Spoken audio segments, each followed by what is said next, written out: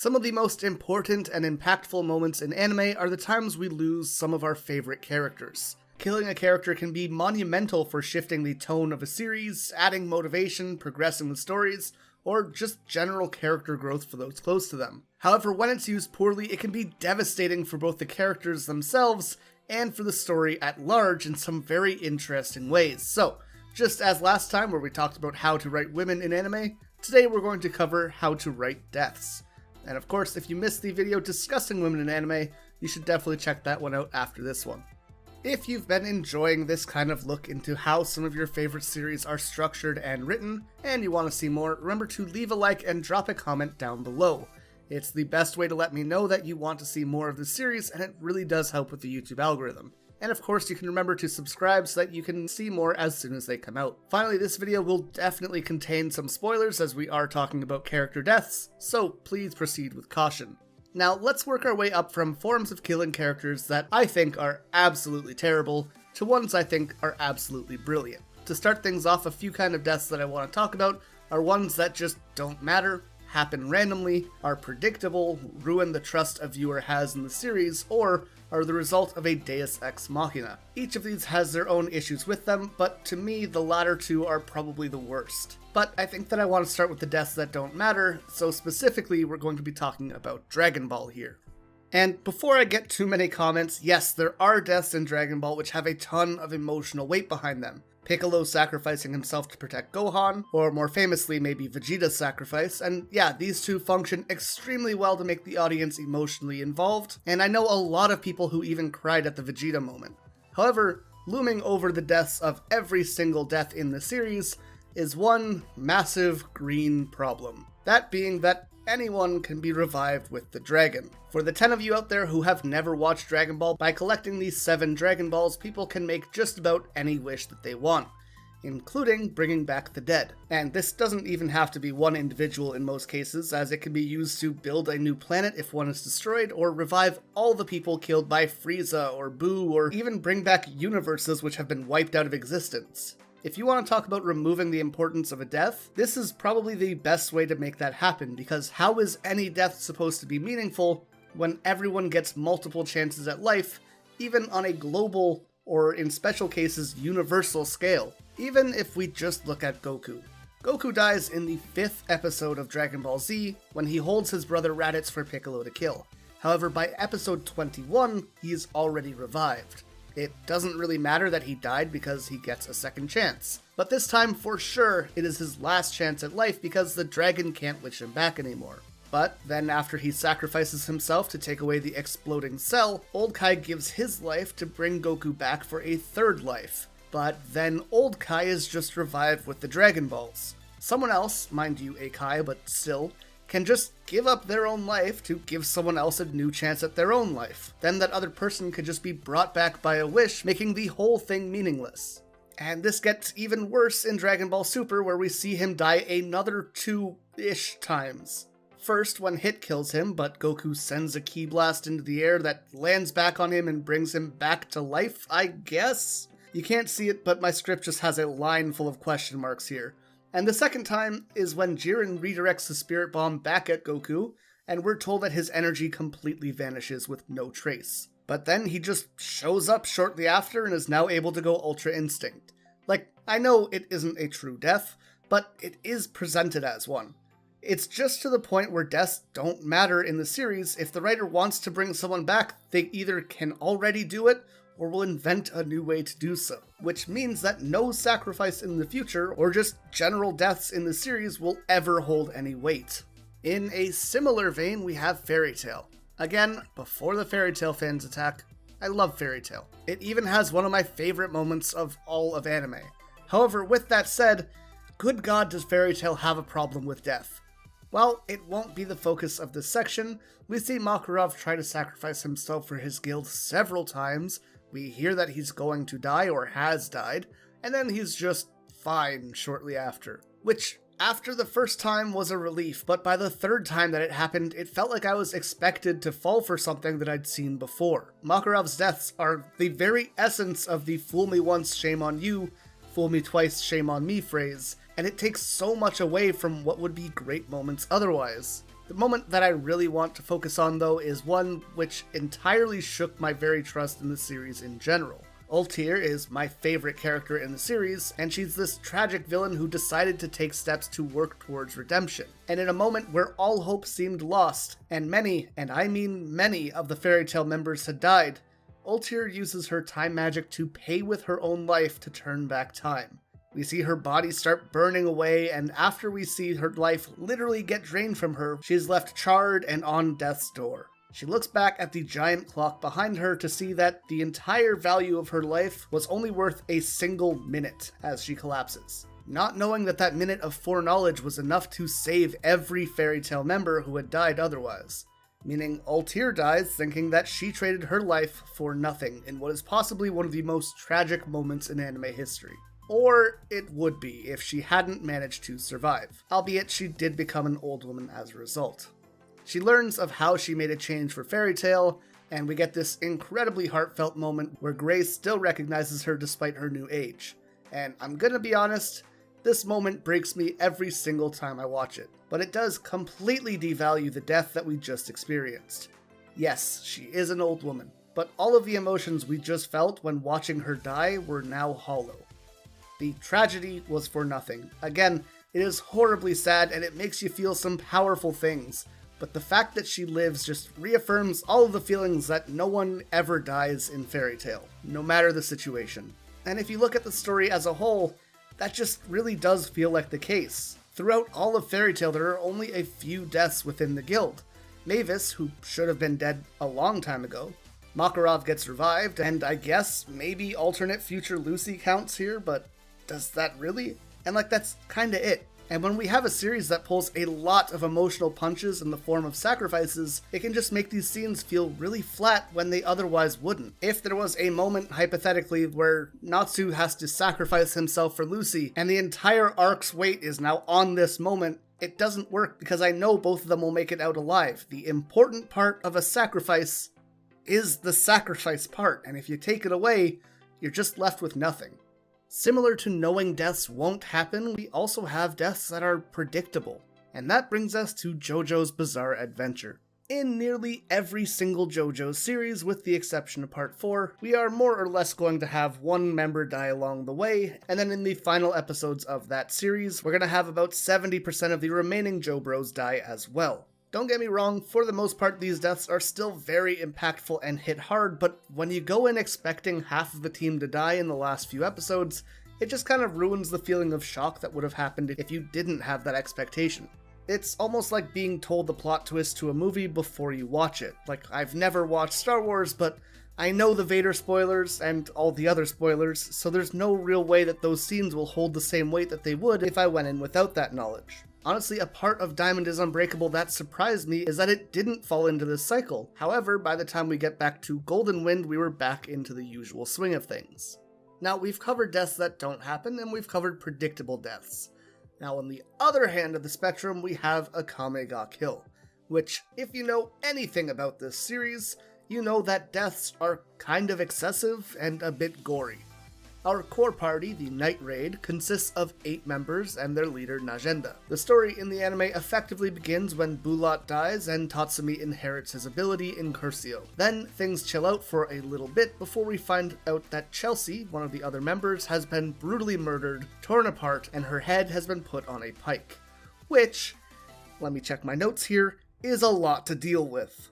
From here, every single member of Night Raid, with the exception of only 3 and their leader, is killed one after another in increasingly gruesome ways. It quickly gets to the point where character development feels like a non-important factor for anyone but Tatsumi and Akame, as anyone else is basically up to be killed at any time. I'll be discussing it more later, but deaths in anime can be a huge motivator and can produce a lot of growth for characters. But when there's a death, especially a gruesome one, in every episode, it just feels overwhelming, and this motivation has already been given, so you're just beating a dead horse at some point.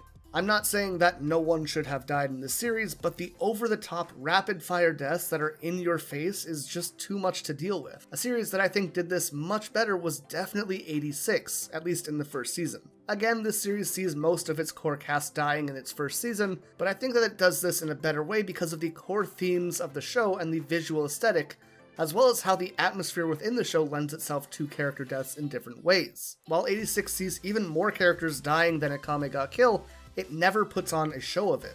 Death of these characters that we've grown to know and love is treated with respect and acknowledged very deeply by the other characters. But in Akame ga Kill, that's not really the case, and that's why it can be so hard to take at times. We already lost a great character that we loved, we don't need to see them grotesquely torn apart on top of that in 7 different ways. Finally, the last poorly executed death that I want to talk about are the Deus Ex Machina deaths. For those who don't know, a Deus Ex Machina is an act of God. Basically, an author has written themselves into a corner, can't think of a good way out, and they turn to acts of God to solve their problem. For example, imagine if there's a match in something like Haikyuu. Our lads are about to lose the game, then BAM! A lightning bolt comes and strikes down every member of the other team. It feels like garbage for the audience, and while sure, I guess it is technically possible as they walk from their bus to the arena, it isn't exactly good writing. 2 of the worst cases I can think of this happening in anime are Zamasu from Dragon Ball Super and Madara in Naruto Shippuden. In each of these cases, we have opponents who are beyond powerful. Fused Zamasu is an immortal fusion of 2 gods, one of whom had Goku's body, and it is absolutely destroying Vegito Blue and Future Trunks together. Even if the heroes can get some footing, again, Zamasu is immortal. Then we have Madara, who originally was immortal, but chose to lose that immortality.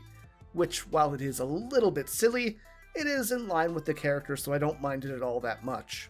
Madara, though, was seen taking on an entire army on his own with no effort, as well as all 5 Kage at once, and just about everything else the series could throw at him was negligible. Even Naruto and Sasuke were barely able to do anything, although admittedly Might Guy was able to do some damage. These 2 characters are quite literally god tier, which meant that nothing in their respective stories could satisfyingly deal with them. Vegito doesn't have anything to stop immortality, and no one in Naruto was strong enough to beat Madara, and that was before he was transformed. Something I do want to mention though is that at least in Zamasu's case, there was a moment where Trunks used the Spirit Bomb sword thing, and it looked like he won. This is a spot where they had a satisfying ending, a little bit wonky because of the immortality, but a great thing for Trunks' story arc. But how did the series actually deal with these 2 characters? Well, in Dragon Ball Super, Goku pushes a button, summons Xeno, basically Super God, who wipes out the entire universe to kill him. Which, sure, I guess you can do that. Forget Act of God, this is an Act of Super God. Meanwhile, in Naruto, Zetsu betrays Madara and Kaguya emerges from him in a moment which feels like it comes from literally nowhere. Keep in mind, Madara had been mentioned all the way back in early Naruto, and he had been hyped up the entire series. Kaguya, on the other hand, was first mentioned in chapter 670, doesn't appear until 679, and is defeated by 690, of the 700 chapter manga. If the story of Naruto took place over a 24-hour day starting at midnight, Kaguya was first mentioned at almost 10:30 at night, and that's the big bad for the entire series. Now, how Kaguya is dealt with, that's whatever. The issue comes from the replacement of Madara because he himself was too powerful to deal with realistically. It throws away the entire build-up of the series and just devastates the character of Madara. As a whole, these are huge issues writers should be trying to avoid. Deaths need to have meaning. They need to not be completely predictable, while also not coming from nowhere. They can't be undone loosely without damaging the trust audiences have in the writers, because they are effectively being lied to when this happens. And they should, above all else, avoid Deus Ex Machina caused by writing themselves into a corner. The best way to do this is to have a resolution in mind and don't let things spiral out of control in ways which make you ruin some of your best characters. And all of that is just the baseline of making an effective death in an anime. This isn't to say you can't have good methods of resurrection within a series, but it shouldn't be something you can do at the drop of a hat. I'll talk about this in my next writing video in a bit more depth, but for example, we're going to look back at Dragon Ball again. Being able to resurrect someone in the original series involved a massive undertaking. Searching the world and going on a fantastical and dangerous adventure to find the Dragon Balls to show how much you really care for someone. Now, they can literally collect them in like less than a day, probably in an hour if they tried. You have things like flight, instant transmission, and just general speed and power behind every character, to the point that the journey of Dragon Balls has lost all meaning in the Dragon Ball series. And if the journey has no meaning, then neither does the destination. But enough of people making mistakes, let's talk about some amazing deaths in anime. There's a couple shows I want to talk about here, and each of these shows uses deaths in what I would consider expert ways. While it might not be the case in every situation, I think that I can at least talk about specific examples from each of these series that can demonstrate deaths done very well. Typically, when it comes to making a good death in a story, you have a few things you want to achieve. Some level of emotional weight, an easy and direct tie to the story, a meaning in the death, be it to change the story, progress a character, or to demonstrate the beginning or end of an age within that story, and finally, they can even be used to make some hype, exciting moments. Deaths can also be made to shine a bit more if there's a heavy emphasis on the character leading up to that death, if there's effective foreshadowing, or if it carries a good sense of poetic irony with it. So, let's look at all of the following deaths in the context of those points. We're going to start here with Naruto, since we just tore it apart in the bad death section. While the show has a decent amount of deaths throughout it, I think there's one that in particular is miles ahead of the others. The story of Naruto follows the titular Naruto Uzumaki, an orphan who aims to become the Hokage. Shortly after he's born, Naruto's parents both sacrifice themselves to save the village, but in doing so they had to steal the monstrous nine-tailed fox within their son. Because this monster was inside him, Naruto was feared, hated, and excluded, so if he could become the leader of the village, the Hokage, he could earn the love and respect of those around him and protect them in return. More than anything, at its core, Naruto is an isolated story about a boy who never had a family and wants to belong somewhere. Slowly, his circle begins expanding with Team 7, Kakashi, the rest of the children in the village, and people start slowly warming up to him as he does more good for the people around him. Most important early on is probably Iruka, who's a pseudo-big brother or maybe even a father figure in a lot of respects. But then he comes across Jiraiya, this pervy old sage who, despite his over-the-top and comedic nature, genuinely cares about Naruto. He treats him with love and respect, and he doesn't believe that he's a monster just because the fox is within him. Rather, for the first time, he's someone who believes in Naruto and thinks that he can actually use and master that power. This is the first time that anyone had looked past the nine-tailed fox within him and just wanted him around for who he was.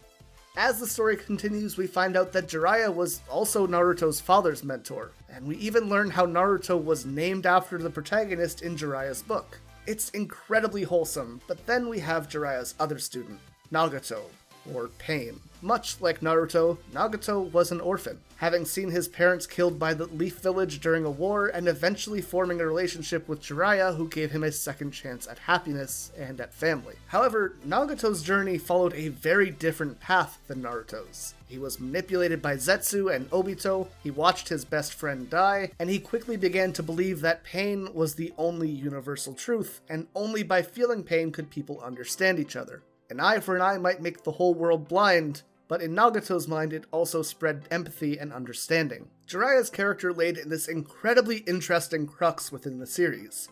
He represented all of the things that Naruto wanted, with family, trust, respect, and a sense of home, but he was also tied to the major antagonist, a student that he wasn't able to help in the same way, and one whose life he had played a role in destroying as he was a Leaf Ninja throughout the war. We spent so much time learning about him and seeing his bond with Naruto grow that when Nagato goes on to actually kill Jiraiya, it is absolutely heartbreaking. But what really sells this is not the death itself, but what follows. For a short time, Naruto loses all semblance of the life that he wanted, and now it's up in the air whether he's going to be able to control his rage or fall to it like Nagato did. The battle between Naruto and Pain ultimately comes to a head when Naruto finds Nagato's true body. It is weak, frail, and Naruto could easily get his revenge by killing him.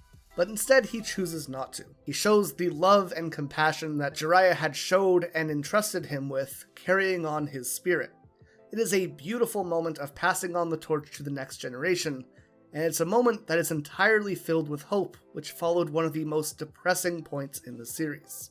Most importantly, it's used to represent the growth that Naruto has seen throughout the entire series, and when he returns back to the Leaf, they treat him like a hero, something which probably wouldn't have felt earned if he killed Nagato in that moment. Next up, let's talk about the main character deaths in Death Note. Yes, I could talk about L's death and all the themes involved in that, but I think a much better example is Light's death, especially since so many people seem to hate it, despite it being absolutely phenomenal. Light gets the Death Note in the first episode in the series and vows to clear out the violent and evil people in the world through using it. The whole journey he sets out on is incredibly morally gray, asking the question of if it's okay to kill someone who has either hurt others or who will hurt others. This question, however, shifts pretty quickly as he gets more and more cornered, culminating in the moment where he kills the FBI agents who, on all other rights, were innocent, other than they were looking for Kira. This is the moment when Light shifts from being someone who acts towards bettering society in a twisted way to someone who only acts towards bettering his own situation. He is no longer morally gray, and is instead entirely in the wrong. This is only pushed further when L dies, as he feels like he is unopposed and unrivaled, the ultimate symbol of his own justice, a god in the new world he created. By now, Light has become fully deranged. From the moment that he killed that FBI agent, Light went from what is arguably an anti-hero in the story, or maybe an anti-villain, to being a full-fledged villain, and as such, there was no way he could have emerged from this story unscathed. The entire series sees Light taking the lives of others, and it's set up very early on that at the end of the day, Ryuk will be the one to take Light's life. So, as we see his plans fall apart in front of Nier, and as he limps away after being shot, it only makes sense that Ryuk is the one to write his name in the book, just as Light had done to so many villains before. Light's death in Death Note is a great example for so many things, showing how to foreshadow character deaths, as well as creating a scenario where it's justified to kill your main character, and even adds in a sense of poetic irony, which just gives the scene a little bit of an extra punch. I also wanted to talk about anime where death is used as a motivator for some of the main characters. In the world of Wonder Egg Priority, which, such a shame it never got that last episode, whenever a young girl chooses to end her own life, they are made into a statue within dream worlds. From here, their closest friend is given a choice as to if they want to try and save them, and if they accept, they will have to buy Wonder Eggs, literal eggs which contain living versions of other girls turned to stone. These eggs can be hatched within dreams, and it will be up to our main cast to face monstrous manifestations of the trauma that led those girls to end their own lives, all while protecting them within the dream. If they can manage to do this enough times, then their friend will be revived, however, they will have no memory of the girl who saved them. There are a lot of things going on behind the scenes in this series, but the way death is tied to friendship here is an extremely unique experience. Trying to save your friend by facing other people's trauma, and in doing so facing your own along the way, and all in a truly altruistic light, as they won't even remember you if you can save them. While the ending of Wonder Egg Priority is probably the single most hated anime experience I have ever had, the opening few episodes where we explored the desperate and brutal world remain to be one of the best experiences I've had, and presenting both death and resurrection in a way which is new to audiences is a guaranteed way to keep them interested, while simultaneously being a very powerful and relatable message. I think we've all lost someone that we'd be willing to go through hell to bring back, and Wonder Egg definitely does put its cast through that hell. We all know someone struggling with mental health issues, or we might be struggling with them ourselves. It's this extra layer of genuine relatability, and not in a cheesy or fake sense, with these darker and less explored themes within the media that made Wonder Egg stand out as much as it did when it was first airing. And I think Wonder Egg in general is a great reminder that if you give an audience something unique, raw, and relatable, they will latch onto your series with all they have. Well, until the last episode where they went against the entire thesis of the series, but sometimes you gotta take the good lessons with the bad results. If you are planning to go down this route when writing, be sure you have a payoff that makes sense within the world you created, and that ties into the themes that you have already established. Next up though, I want to talk about just pure, raw, emotional deaths that leave you feeling broken inside. While there does need to be more to death than just this is sad, it's very important to hit that note right when it is the target. Whatever emotion you're aiming for has to be presented in a way that will make the audience feel empathetic towards your characters. There is literally nothing worse an author can do than presenting a death that is supposed to be heartbreaking that results in the audience just thinking, meh. You would be quite literally scrapping one of your characters that is probably pretty important for no reason. These more emotional deaths tend to be the climax or motivating moments of the story or arcs that they're a part of. So if the audience doesn't empathize with what's happening, they likely won't feel connected with the rest of the story as much as they could have, and the series will suffer as a result. This was honestly such a difficult decision for me to make in terms of which series I actually wanted to talk about, as it came down to 5 different ones. Your Lie in April, Clannad After Story, Made in Abyss, One Piece, and To Your Eternity. I think each of these does a beautiful job in covering these topics. Your Lie in April and Clannad are just expert classes on using these tragic but beautiful moments in meaningful lessons for the protagonists that help them move on from their own trauma and appreciate the life that they have. Meanwhile, Made in Abyss uses death to show the true horror of the abyss and what it can take from you. One Piece uses death in myriad ways in line with this, but I think probably Heroic or Mary are the best representations of just hitting that emotional punch in a way that is so overwhelming. But in the end, I decided we're going to talk about To Your Eternity, as the first episode does this so succinctly and beautifully that it is something I just love discussing. To Your Eternity is the story of an immortal entity, later called Fushi, that descends to Earth and begins copying the life around it to experience what living is like. Soon they become a wolf which wanders off into the tundra and finds himself meeting a young boy who has been abandoned by his family who left to find paradise. The boy had been alone for months now, and it isn't until he's reunited with his wolf that he finds the bravery to venture out towards paradise to follow his family. Along the way, Fushi for the first time begins forming a bond with someone, learning what it is to care and be cared for, and by the time that he and the boy head out into the tundra, the audience already has both an appreciation for the kindness the boy has to offer, and for this new experience that Fushi is gaining through his connection with the boy. The trek into the tundra is perilous. It seemingly never ends. There are blizzards, cracks in the ice that the boy falls through, a brutal leg injury, frostbite. Everything that can go wrong does. And when they're at their absolute limit, they see a sign of another living person. However, as they approach, they find the cart that they saw off in the distance, their only sign of hope, had already been destroyed. And nearby are gravestones, likely of the boy's family. The reason they never came back is because they never made it to paradise at all. And it's here that the boy realizes that he is going to die too. Crestfallen and emotionally broken, both he and Fushi start heading back towards his home. By the time they get home, the boy is on death's door. He is sick, he is frostbitten, and his leg wound is getting more serious by the minute. He lives on only for a few more days, and Fushi experiences a human's death for the first time, a stimulus which allows him to become the boy. We see the boy emerge from his house and into the afterlife, where he is met by all of his family and ancestors, and it's this absolutely beautiful moment. But Fushi, on the other hand, is alone, and begins marching back off into the tundra. At the core of To Your Eternity is two things. Firstly, the experience of Fushi learning what it is to be alive and to be connected to the people around him. And secondly is the idea that no matter what happens, and no matter how close he gets to those people, they will die and he will be forced to live on eternally. Everything this series stands for is represented within a single episode, alongside this devastating death that pulls at your heartstrings. You truly feel for the boy, you truly feel for Fushi, and it's something which makes this one of the strongest first episodes in anime history, in my opinion. It perfectly demonstrates how to implement a death, which really shows the themes, meaning, and emotion behind your story.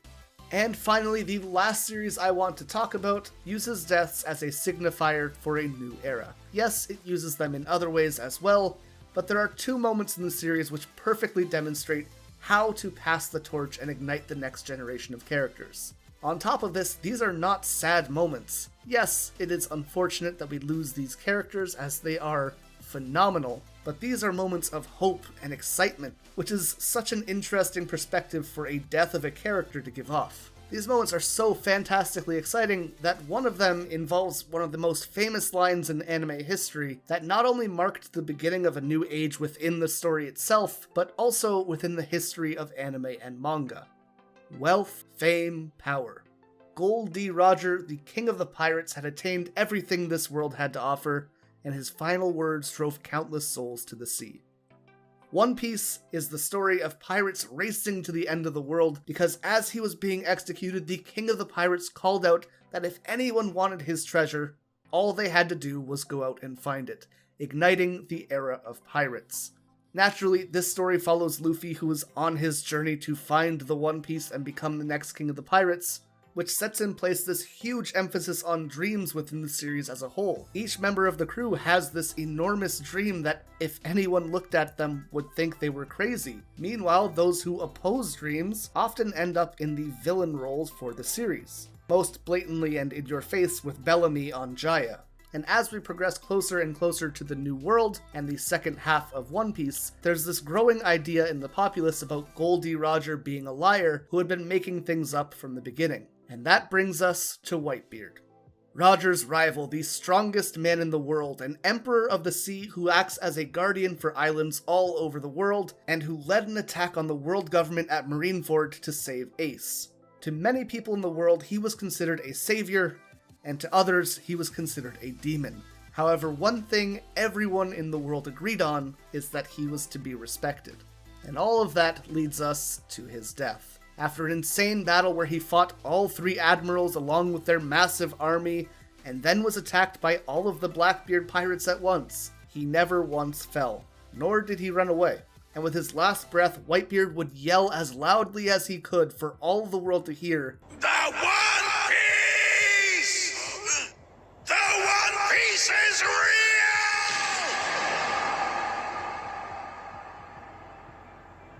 And with the last moments of his life, he reignited the age that Roger had started, changing the minds of every denier the world over.